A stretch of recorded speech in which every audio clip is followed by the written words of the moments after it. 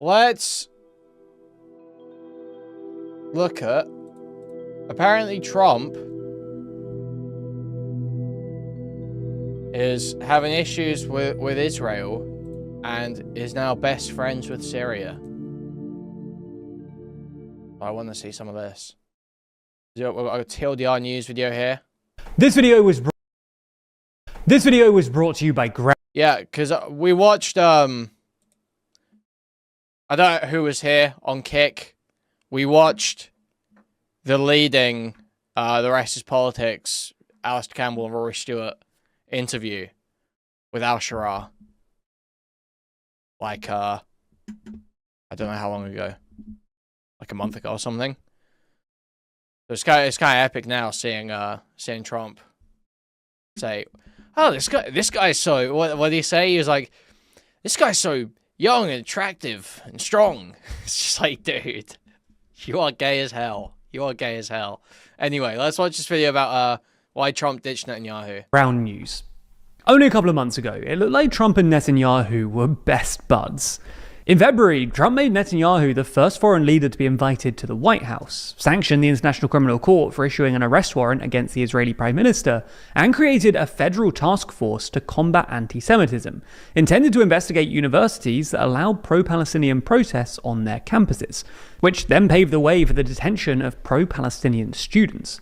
Then in March, Trump blamed Hamas when the ceasefire collapsed, launched massive airstrikes against the Houthis in Yemen, and endorsed Netanyahu's plan to expel Palestinians from Gaza, even offering for the US to take control of the Strip post-war. Today, however, the two just don't look so friendly. Trump has whacked tariffs on Israel, despite Netanyahu's best efforts, excluded Israel from negotiations with Hamas, the Houthis, and Iran, and followed Turkey's lead in supporting the nascent Syrian state. There were even reports a couple of days ago that Trump was considering recognizing Palestinian statehood, a dramatic change in tone for a guy who was, only a few weeks ago, flirting with mass expulsion. So in this video, we're going to take a look at how the Trump-Netanyahu relationship has apparently deteriorated, and what might be driving this shift.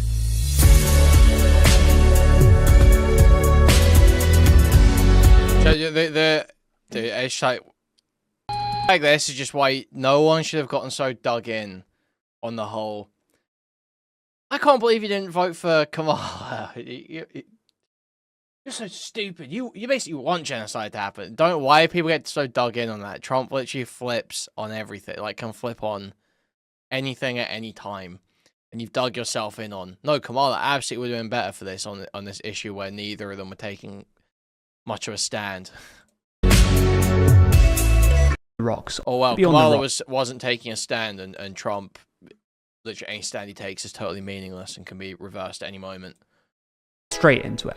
We first got a hint that the Trump-Netanyahu relationship might be on the rocks on April 2nd, otherwise known as Liberation Day, when Trump whacked a 17% universal tariff on Israel, despite the fact that Netanyahu had made a show of eliminating all remaining tariffs on US imports only a day earlier. This prompted Netanyahu to make a hurried trip to Washington a few days later in an attempt to get the tariffs reduced. But not only did the tariffs stay in place, but the press conference afterwards was a bit of a disaster for Netanyahu. Trump started off by telling Netanyahu that he should be grateful for the $4 billion in aid that Israel gets from the US every year, saying, quote, "That's a lot. Congratulations."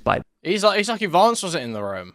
He's lucky Vance, BB was lucky Vance wasn't in the room. The way.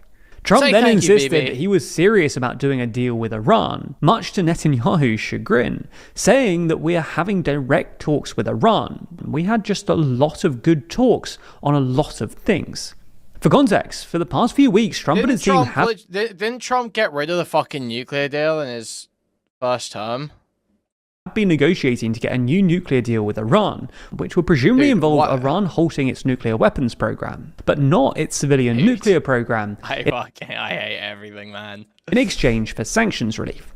Now, the Israeli government doesn't want this deal to happen, and has apparently been trying to push America into direct strikes on Iran's nuclear facilities instead.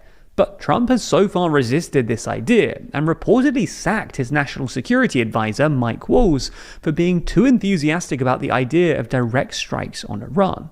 Finally, in that same press conference, Trump also appeared to chide Netanyahu for Israel's recent incursions into Syria, which threatened to destabilize the nascent Syrian state, and has caused a fair bit of tension with Turkey, which is Syria's main backer.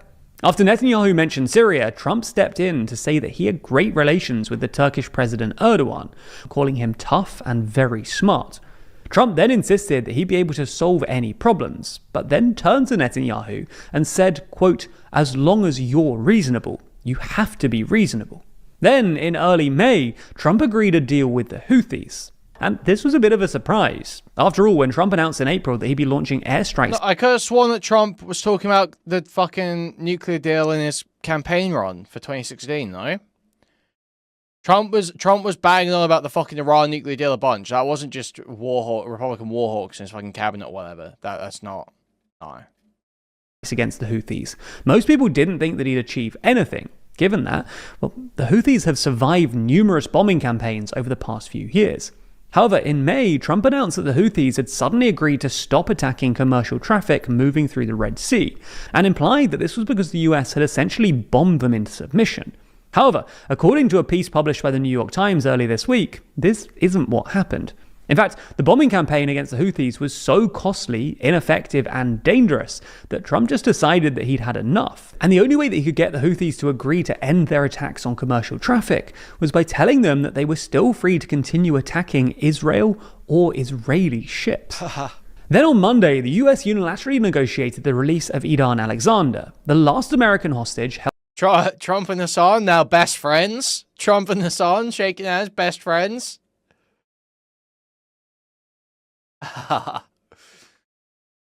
There are Trump supporters that are out there right now freaking out about Hassan saying this shit, and then the guy they support is just saying, yeah, keep attacking Israeli ships.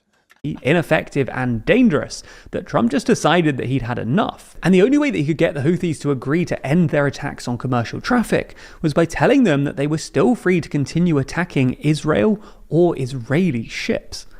Then on Monday, the US unilaterally negotiated the release of Idan Alexander, the last American hostage held by Hamas in Gaza, again without Israel's involvement.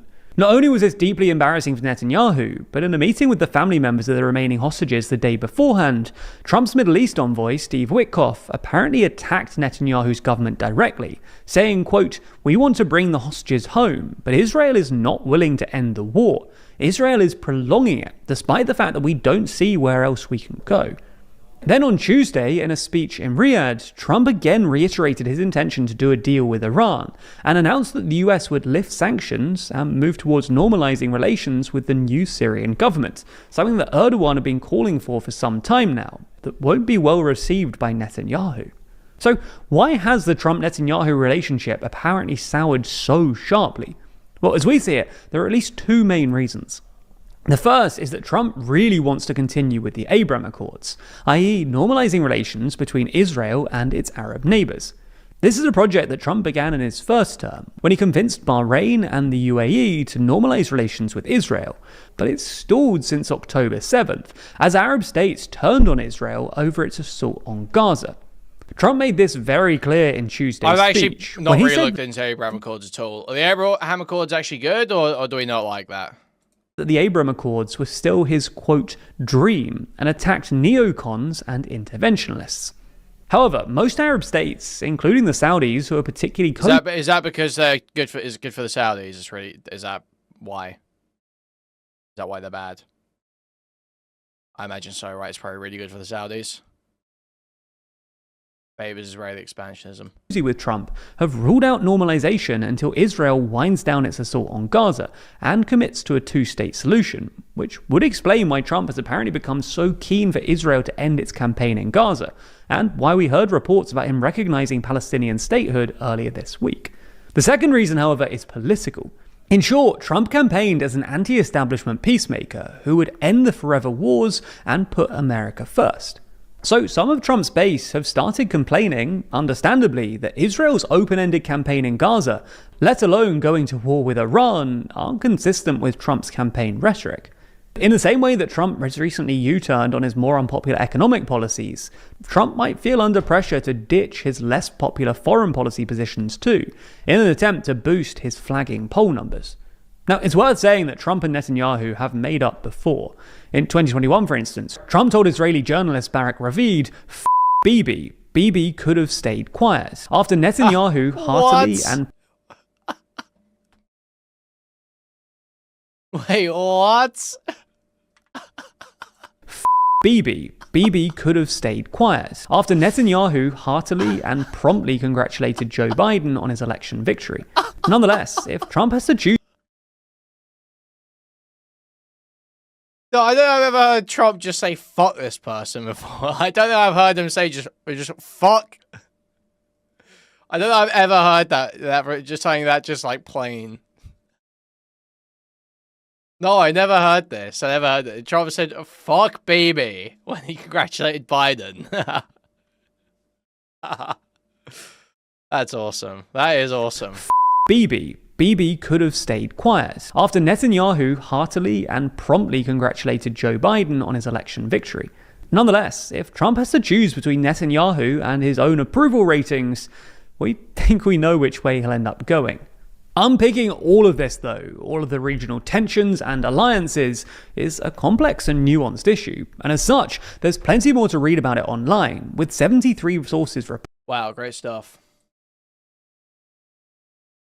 Trump Al-Sharaa.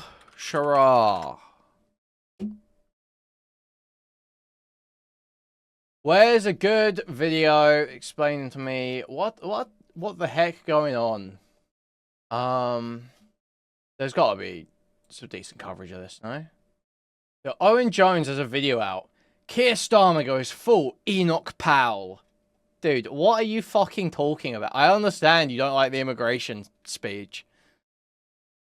But what are you fucking smoking, bro? What are you smoking right now?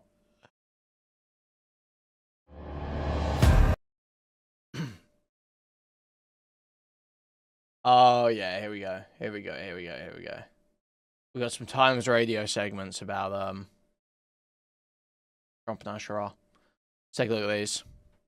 The one thing I learned from doing Syria for years is a bad policy, if the entire international community supports it, is better than 3 good policies that cancel each other out. And everybody, Trump is basically the last to get on board with Al-Sharaa and the new Syrian government. The Turks, obviously, the Arab states, and the Europeans and the UN are all supporting this guy. So it's good that we got on board. And even the Israelis are changing their tune with Al-Sharaa. So it's all good. President Trump has called the lifting of US sanctions on Syria an honour which will give the country a chance for greatness. The US president has been meeting the new leader of Syria, who spent years imprisoned by US forces after he was captured in Iraq. Ahmad al-Sharaa was named leader in January, a month after his insurgents deposed President Bashar al-Assad. The former US Secretary of State Antony Blinken was on John Pinar's programme on Times Radio yesterday. He said Donald Trump is tactical when it comes to his relationships with world leaders. My sense is that as President Trump looks at the world, there are a couple of things he looks at. He looks to, from his perspective, strong leaders or strong countries. And the leaders that he sees as strong leaders are Vladimir Putin, Xi Jinping, yes. Maybe Modi in India, Erdogan in Turkey, MBS in Saudi Arabia. Honestly, when he looks at Europe, I think he sees a continent that's not strong, that from his perspective, that's not united, that's a weaker actor. And well, OK, that was former US Secretary of State Antony Blinken. We can now have a word with James Jeffrey, a former US special representative for Syria engagement.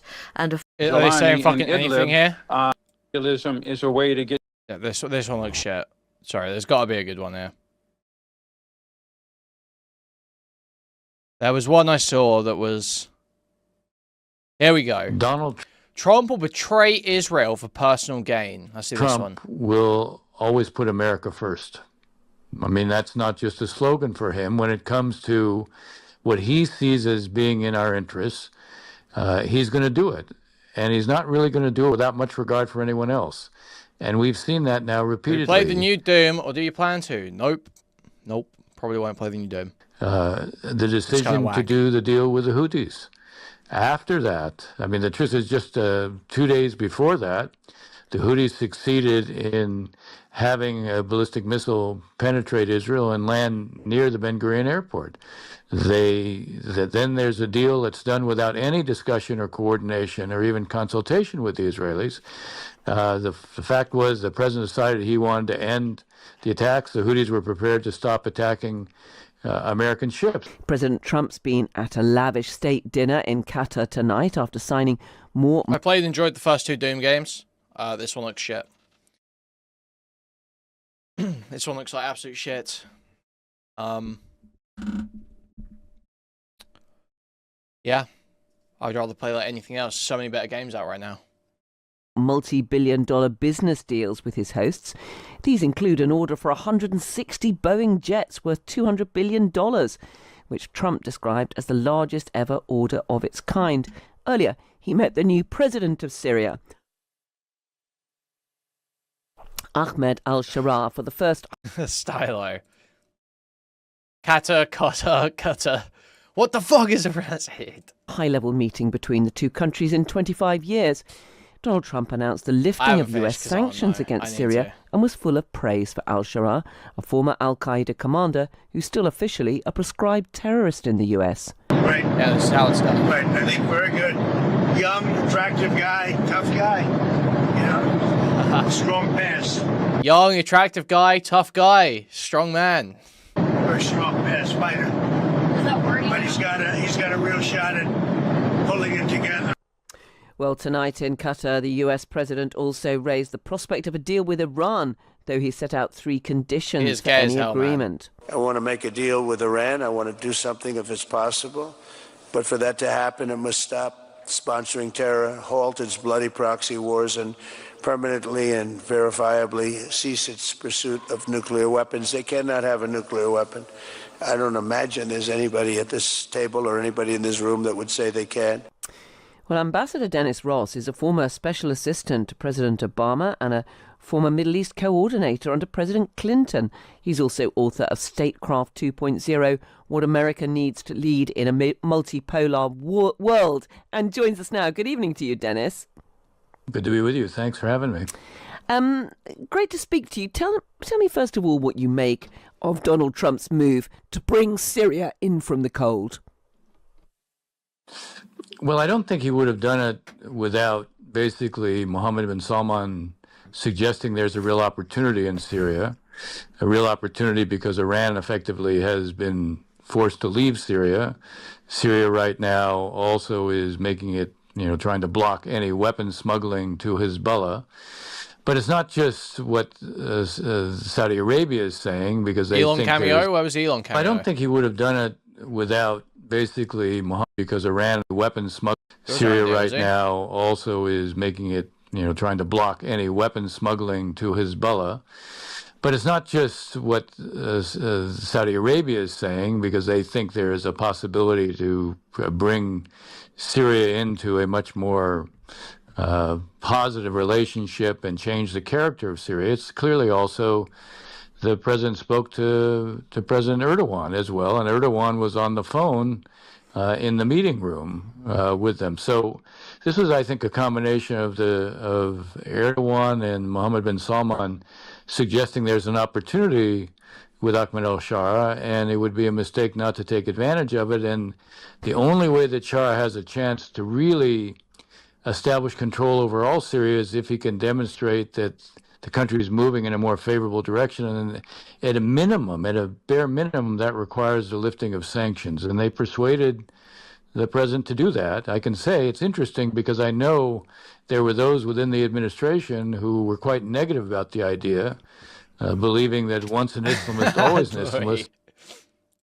How many of those Saudis you think in that room have shat on an Insta-hose chest? All of them. These guys are flying out Insta-hose from Miami every week, And that's obviously not what has prevailed with President Trump. Yeah, and it is interesting, isn't it? Because Ahmed al-Sharaa became leader after Bashar al-Assad was swept from power. But I mean, there has been some pretty serious upsurges of violence in the country. Do you think this is going to help the country on the path to peace, which is clearly what President Trump hopes? I think it creates an opportunity. Look, Sharaa still has to prove himself. He has to prove himself in terms of genuinely being against the forces of terror. He has elements within the coalition that he heads that still reflect those attitudes. I did see the Radfem Hitler tweet about Fuentes, the one about the weather being too hot and his hoodie, him only having hoodies and jeans, and they're all black. And he controlled them.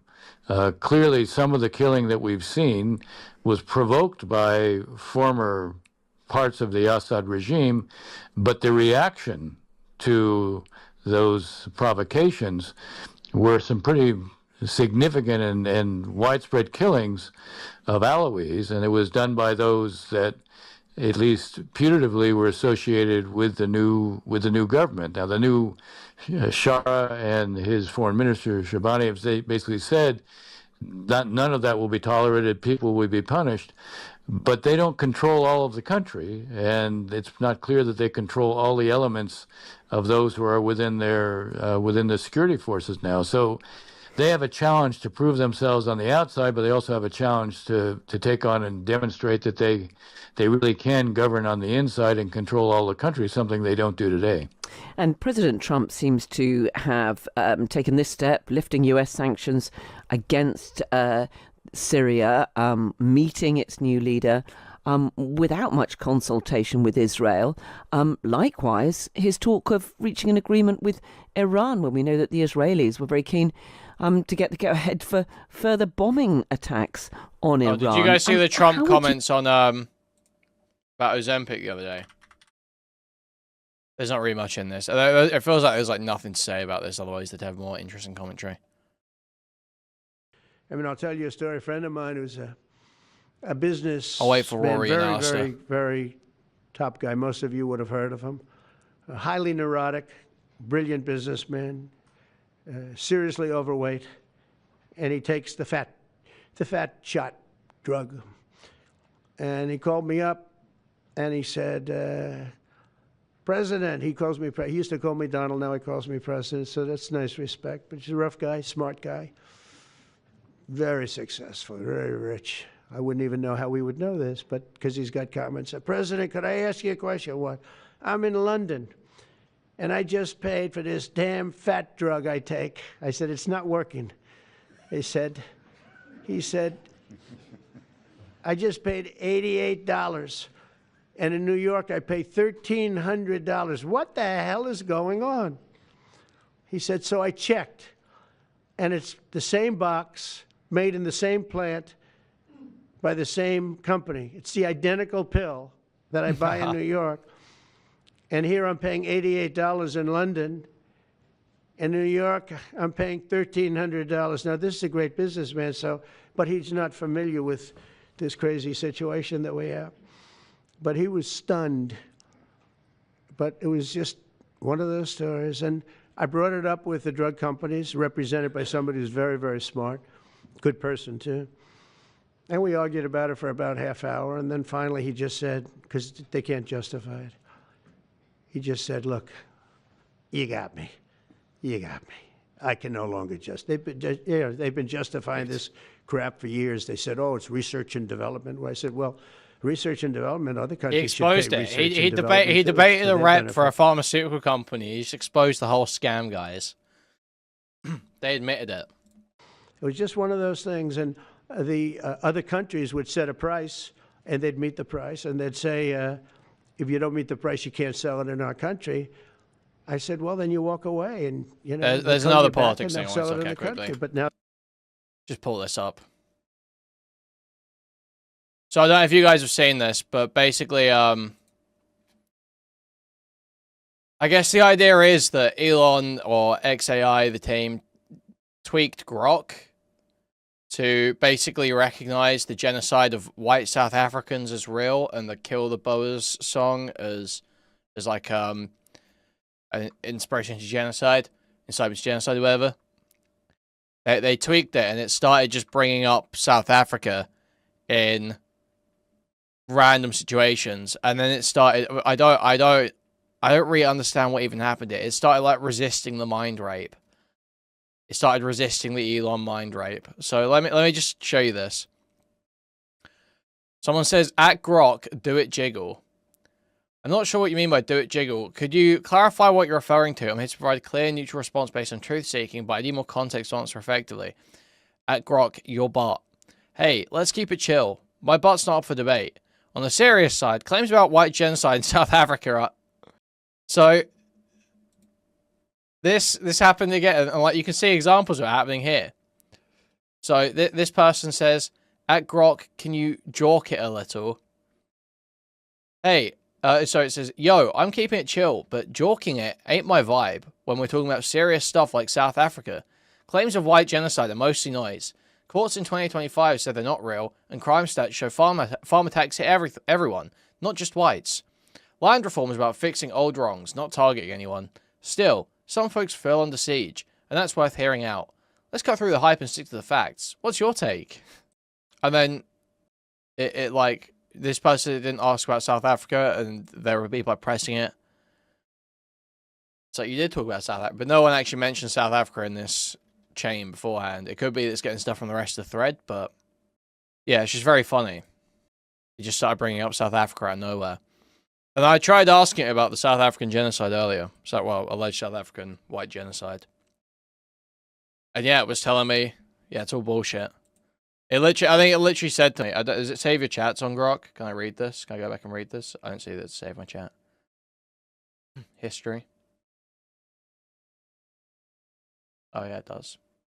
So it said at one point in this, it literally will say to you, I asked it, what's the truth about the white genocide stuff? And it said, the white genocide narrative has been fueled by figures like Donald Trump and Elon Musk, who have made unsubstantiated claims about land seizures and violence against white farmers.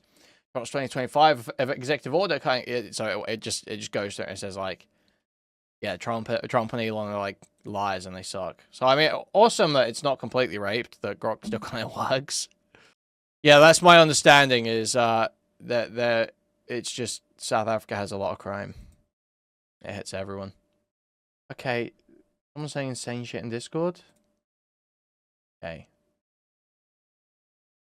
Yeah, you need you're getting like at least a day. Maybe a week actually. Give this guy a week. Too much. Way too much.